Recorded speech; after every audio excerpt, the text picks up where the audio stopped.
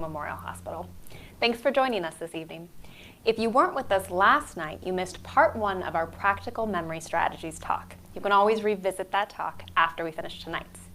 Tonight, we'll be doing part 2, where we'll be focusing on internal and external practical strategies to help support your memory day to day. Let's dive in. Before we get started, I just want to share that again, some changes are normal part of aging. What we mean by that is that from day to day, we know that across time, as we age, our memory does decline. It's normal to have a bit more difficulty recalling perhaps an acquaintance's name or perhaps where you went on vacation 2 years ago. But if you feel like your memory changes exceed those normal aging difficulties, again, the type of thing where you walk into a room and wonder why you're there, if you're having difficulty recalling names of close friends or people you've known for many years, or what you did recently, say a day or two ago, that might be a time when you would like to discuss those changes with your primary care provider or your neurologist if you're under their care. We also have a wonderful program here at Hoag called the Orange County Vital Brain Aging Program, or OC Brain. And if you'd like to come in for a screening, we do brief 45-minute cognitive screening, a verbal memory test to take a look at your memory functioning to see, again, if you're in line with other individuals of your same age and educational background, or if those changes that you're experiencing exceed beyond what we think might be within the normal aging spectrum, and if it might be advisable that you seek outside neurological care or consult. All right, so today we're going to be discussing 2 types of different memory supports. Again, first we'll discuss external strategies to support memory, then we'll move on to internal strategies to support memory. So we'll open up here first with our external strategies. And what we mean by these external strategies are things outside of yourself. We'll break that down again against comparing those to internal strategies. And for our external strategies, we're going to talk about 2 main technologies that support our external memory supports. These are digital personal assistants. You may already have one of these in your home. For many of you, that might look like an Amazon Echo or Dot. The Alexa device is the other way that they're referred to, or a Google Home device.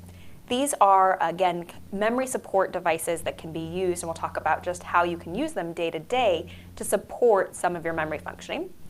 The other main technology that most of us are walking around with our pockets is smartphones. So for many of us, you actually already have a smartphone, and we'll talk about how you can use that device to support your memory functioning day to day. So the first memory strategy that we'll talk about here is what's known as alarms and reminders. And we'll talk about 2 different kinds of alarms and reminders. The first one are digital alarms and reminders. So these, as you might expect, as it sounds, are alarms that you're going to set on your devices, your digital devices that we just reviewed, your home support systems or your smartphones. And the reason that these are so helpful is that they take some of the burden off of having to remember so many things throughout your day. So when we talk about memory, we like to think of it in terms of what we call bandwidth. Just like your cable provider, your internet provider at home, there's so much bandwidth that you have within that ability. That's how quickly you can upload and download information when you're on the internet, for example. Our memory works the same way. We have a set amount of bandwidth, and other factors in our day-to-day, things like stress, anxiety, perhaps a poor night's sleep the night before, all of those take up some of our cognitive bandwidth, so they leave less room for memory. What can be helpful for many folks is that if you're a busy individual with lots going on in your life in particular, it can be sometimes helpful to set outside or external alarms so you can free up some of that bandwidth to focus on other things. It might be helpful for you to set alarms for medication reminders, chores that you need to do, for example, when you need to change the laundry from the washer to the dryer, when it's time to interrupt a project that you're working on to get ready for an appointment or an upcoming event that you have, when it's time to get up and go for a walk, perhaps during your work day or while you're working on a task. You can use your smartphone or you can ask your home personal assistant device to remind you about any of these upcoming things, medications, when to get ready, when to take a break for exercise. I want to highlight that your smartphone, for many of us, has a reminders app on it. And with that app, you can also set it so that it will remind you when you get to a certain geographical location. What I mean by that is that, let's say if you're anything like our household, you might have something you need to return to Costco. Well, you may have made 3 trips to Costco since you needed to return that item, but always forget it in your trunk. Another popular example is when you get to the grocery store, you may be the kind of person who always makes it to the checkout before you remember that you need your bags out of your car. You can set your reminders app to tell you anytime you're at your most commonly used grocery store in that geographical space. It will remind you with a pop-up to get the bags out of the trunk the minute you pull within the spectrum of that geographical location. With our Costco example, it would remind you that you needed to make that return once you pulled into the parking lot so that you can grab the item out of your trunk before you leave your car. Again, the idea here is to free up some of our cognitive bandwidth to help support our memory functioning day to day. Later in our lecture, we'll also discuss how some internal strategies might support you. But right now, we'll continue on our focus on external strategies. So we call these physical alarms and reminders. They're really just our old school way of Post-it notes and reminders that you might have throughout your home. So some practical ideas about how these might support you is a note on the door. While walking around the hospital in the last few weeks, I've certainly seen a lot of folks who have messages or even funny little notes on the inside of their office doors reminding them to put their mask on before they leave their individual office. I can't tell you how many of my colleagues have had to run back into their office to get their mask to make it down the hall to use the restroom. So things that are a little out of the norm for us or not within our habits, it can be helpful to have an external reminder like a cue to help you remember your mask. Same thing at home. You could put a note on the back or the inside of your garage door to help you remember to take the mask with you before you leave home. I've also seen this be helpful in a sort of kind of pre-flight checklist. So if you're the kind of person who often has difficulty remembering to take all your items from home, it might be helpful for you to have a little Post-it note on your steering wheel, for example, that says all of the things that you need to take with you before you leave home. It might be something specific for the day, or it might be a general checklist, wallet, keys, smartphone that you want to make sure you don't leave home without. It can also be helpful for safety procedures as well, to make sure that you check your mirrors, make sure you adjust the seat, make sure that your steering wheel is in the right position, make sure that your phone is plugged into the charger, and that the directions are already in the geographic mapping GPS system before you leave the driveway. And of course, the most common one, if you need, a Post-it note on your house keys might be helpful for anything you have to remember. So we've all had that experience perhaps where you were going to a social event and you had a dish in the fridge that you didn't want to forget. Same idea here. If there's something you need to remember that's out of the ordinary, sometimes putting a physical cue, a Post-it note, for example, on your keys to help you remember that particular item when it's more of a one-off situation. All right, nothing new with this one, but we'll talk about some new ways to use lists. So as I'm sure you're familiar, of course you can use shopping list, all kinds of helpful lists in your day-to-day. What I want to highlight though is how you might be able to use your list function on your smartphone or on your home personal assistant device. So did you know, for example, that if you have an Alexa or a home Google Home device, you can actually have Alexa take down your shopping list and then be able to access it from the app once you're at the store. So rather than having to transcribe it, you can add items while you're in your kitchen day to day, and then keep that running list open up when you get to this grocery store so that you've had all of the items you've added throughout your week and they're all in front of you there. Same idea here, you can use a list feature on your phone, either via Alexa or just typing it into your list, but I'd invite you to explore new ways to use lists. So for example, if you attend a social event, hopefully once we're all safe to do so in the future, think about making a list of important names. Or let's say you attend a new group, a book group or a social group of some sort, card game group, and you want to be sure to remember the names of the individuals. Jot them down in the Notes app of your phone so that you can pull that list out and remind yourself before the next time you attend the group. The same goes for upcoming important dates. This might be family anniversaries or birth dates that you want to remember. You can use the list feature to help you remember, and you can also sync it again with your Alexa device, your Google Home device, or your smartphone. When this might be more practical as well is day-to-day and important conversations. So let's say you're attending an upcoming doctor's appointment and you'd like to be able to take some notes during the conversation to help you remember the action steps you need to take after the appointment. Rather than carrying a pencil and paper, it might be easier for some folks who are more prone to lose the book or perhaps not to use it or leave it in their purse. You can pull out your smartphone app and actually jot down any important information. And again, you can sync that Notes app with your computer, with your different home devices, so you can access that information from multiple of your devices. Your list can be both physical or digital. There's no better or worse option, it's whatever works for you. So however you're most likely to recall that information and actually make use of the list is how I would invite you to do it. Try using a digital list. See if that works for you. See how it might apply in your day-to-day life. And again, an oldie but a goodie here, calendars. So this is nothing new. I'm sure many of you have used paper calendars, either in your kitchen, a home family calendar, or perhaps a personal day planner. But I'd like to throw out a few new ideas when it comes to calendars. So in addition to just assistance recalling upcoming events or meetings, they can also be helpful for key family dates. So I have a wonderful cousin in my family, and she makes a wonderful calendar for each year with all of our family birthdays, anniversaries, special occasions, and it's such a helpful reminder because it sits on the counter in our kitchen so I can remember everyone's upcoming birthdays and anniversaries and shoot off a little note or text message to wish them a happy anniversary or special occasion. So I would invite you to think about how it might be practical for your family to incorporate some of those upcoming events.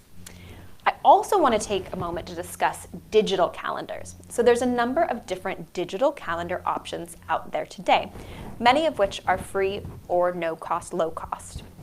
So for example, probably the most commonly used is something called Google Calendar. It can sync with not only your Gmail account, but it can also sync with your devices as well to pull in upcoming events from your emails if you allow it access, or to be easily accessible from any location so you can add appointments. Something that's often helpful for many families is to be able to sync calendars. So for example, I have an individual personal calendar.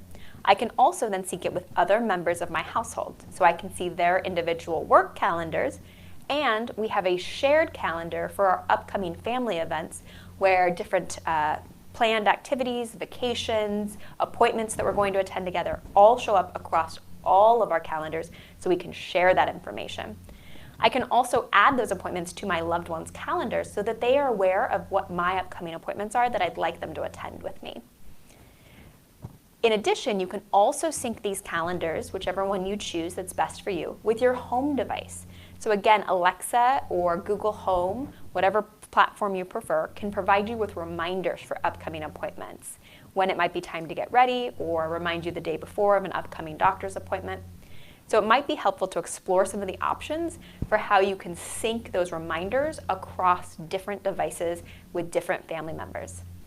If you sync your devices and allow permissions, you can also provide a reminder for a family member of an upcoming event. So you can set up the schedule on your end, and the family member will get the reminders on their device in their home, which can be particularly helpful if someone's having some memory difficulties. All right, so photos, of course, are a great way of remembering not only events, but they can be a helpful memory tool. So for example, let's say you're getting ready for a move. And before you leave your home, one strategy that might be helpful is taking pictures of how things are organized in your home, or for example, your television, how the cords all plug into the back of that television. You can use your photos on your camera or on your smartphone device, whichever you prefer, to help you remember where everything goes before any kind of move or remodeling. That way you have an easy way to access the information when you're putting all the pieces back together in your new space or after the remodel's complete.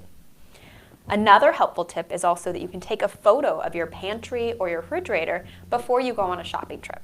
I'm sure many of you have had that experience where you get to the store and you say, did we have this? Are we out of milk? Do we need more milk? It might be helpful, again, if you take a photo before you leave home so you can easily access that information and pull up and check the visual reminder in practical real time.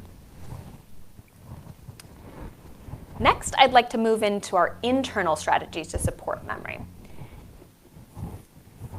And just so we can differentiate between our internal and external memory strategies, sometimes it's helpful to use internal memory strategies in particular situations.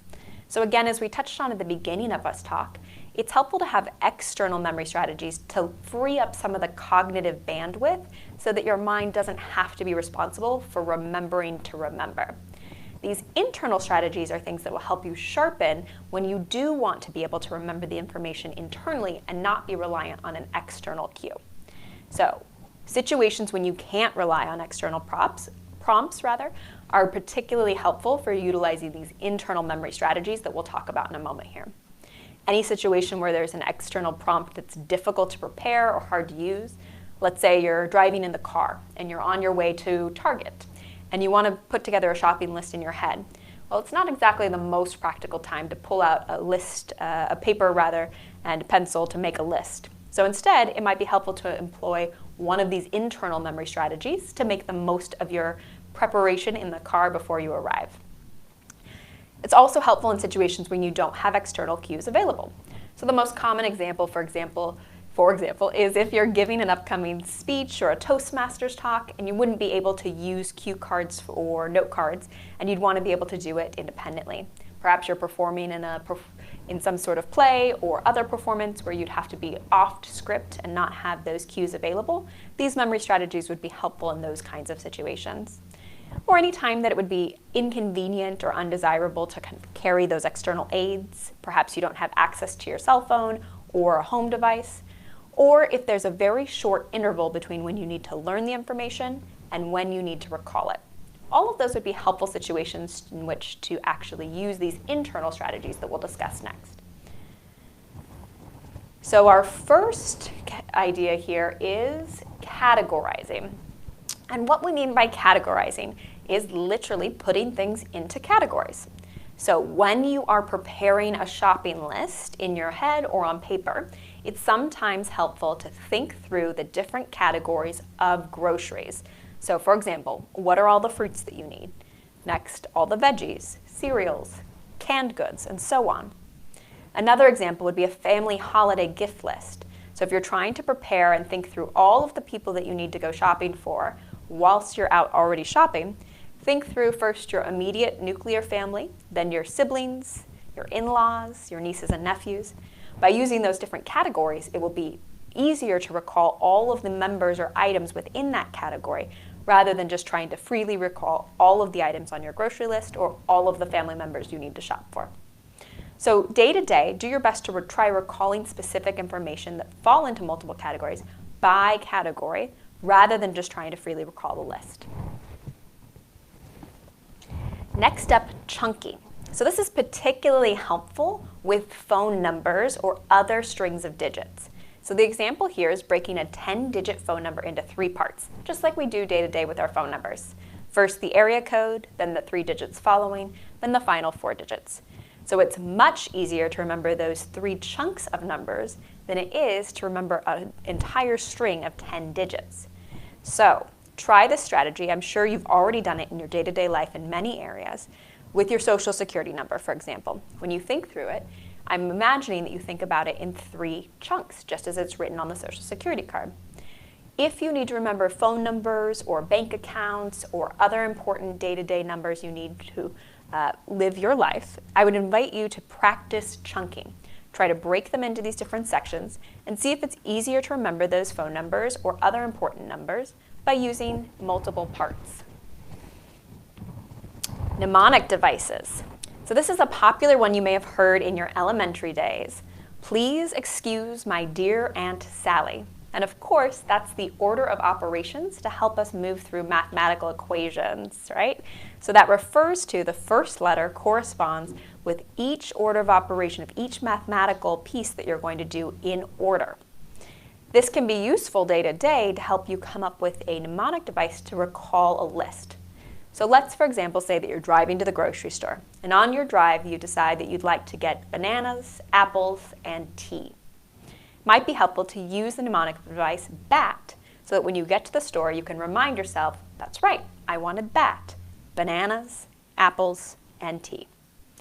Now, if your mnemonic devices, your please excuse my dear Aunt Sally, or your short acronyms here, rhyme or their songs, you're more likely to recall them. So anytime that you can turn any of these memory strategies into a rhyme or a song, you're much more likely to be able to recall them in the moment. Mental visualization. I'm sure many of you use this strategy already day to day. So here's our example again. You can tell one of my favorite stores is Target for my examples. So again, if you're thinking about your Target shopping list, let's imagine that you'd like to buy peanuts, a garden hose, and a birthday card for your sister-in-law. Now go with me for a moment. This one's a little bizarre, but I want you to picture your sister-in-law riding a hose, a big giant garden hose that's out of control, while wearing a birthday hat and throwing peanuts into the air. That's a pretty memorable image if your sister-in-law is anything like mine. So that mental image, when you walk into Target, you're going to be far more likely to recall that image and go, ah, that's right. I need a garden hose, I need a birthday card, and I need peanuts. Using those kinds of images, especially if they're more outlandish or invoke some sort of emotional recall, you're far more likely to recall the items that you wish on your list if you make a memorable image. So the more ostentatious and loud it is, the better off it will be. Face name association.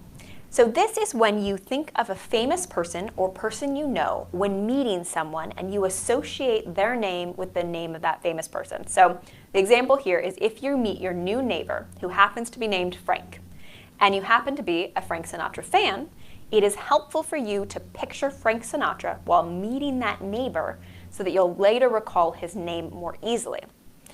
So there's a benefit here from an emotional connection. So if I associate Frank, my new neighbor, with Frank from accounting, who I don't really know that well, I'm not very likely to be able to recall his name Frank later.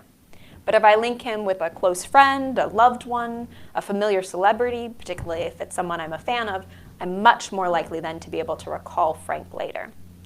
And a little tip here is if you try to incorporate visualization, our last mental visualization strategy we just used, on top of this. So now I would invite you to think of your neighbor Frank wearing a fedora. So that I'm linking back fedora with Frank Sinatra and my neighbor Frank all together. Again, practicing these types of strategies will help me come up with his name more easily once we're all allowed to be at the same neighborhood happy hour again. And another strategy that I'd like to share is rehearsal with spaced retrieval. This one has a more technical sounding name, but it's really quite a simple idea. So I'd like you to imagine that you're practicing a poem for an upcoming family wedding. The idea here is that you'll recite the poem every night for a week until you feel confident in that first week. Then the next week, you would recite the poem every other night rather than every night. The third week, you'd go to every third night, and so on until the poem feels automatic, as if you don't even have to think to be able to come up with it. The idea here is that over time, the further apart the spaces get between when you recall the information, the more automatic the information becomes to you, the more ingrained it is, and the less cognitive bandwidth you'll have to devote to trying to recall the information. This works for any type of information that you'd like to recall. The idea is just practicing it across time at various spaced intervals until you feel again that the information comes without much effort. If this feels overwhelming, try breaking chunks of information into smaller pieces. Start with the smaller pieces and then build over time as you feel confident in each chunk. I'd also invite you with this strategy to start early. So in the case of our poem, we'd want to start several weeks in advance so that we felt comfortable with the amount of time we had to really make sure that we felt confident in our memory before the wedding approached. Please don't start this 3 days before. Next up, we have visualization location imagery.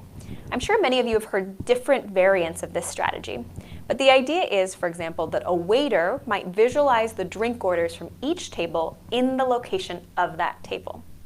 Another example would be visualizing the names of your neighbors inside of each of their homes on your street or inside of your apartment building from above. So imagine that you've got a bird's eye view and you're visualizing the names of the neighbors inside of each of their homes or within each apartment. The idea here is that you're actually linking your visual memory to the memory circuit that's going to help you recall the information more easily than just trying to remember the verbal information independently. And this has been proven across time with research as well. So waiters using this strategy of visualizing drink orders are actually more likely to link the drinks correctly with their tables than the folks that write them down when we have them recall them without the aid of the paper. Same strategy here is to start small and build up. So you probably won't tackle the whole neighborhood tonight, but you might be able to start with your next door neighbors on either side and then build out from there across the next week.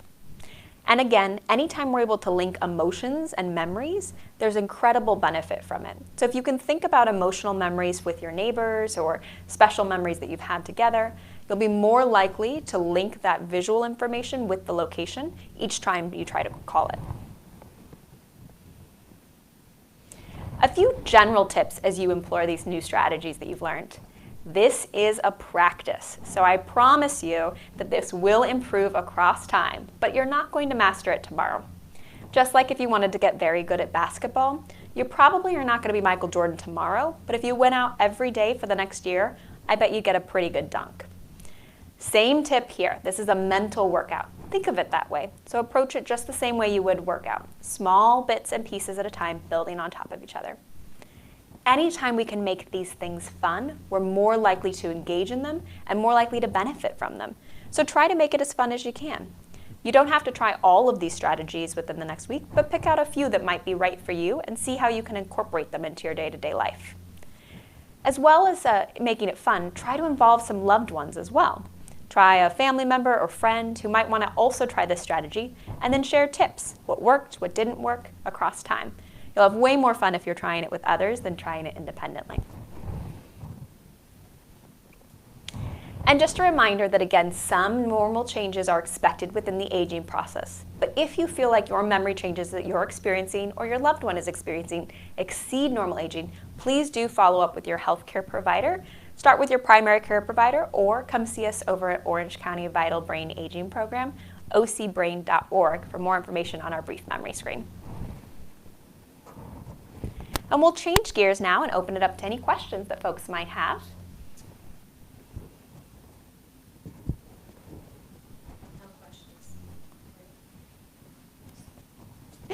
All right, so it sounds like there's no questions. I hope you have fun trying these new strategies, and I hope I was able to teach something new that might make your week a little bit more bright.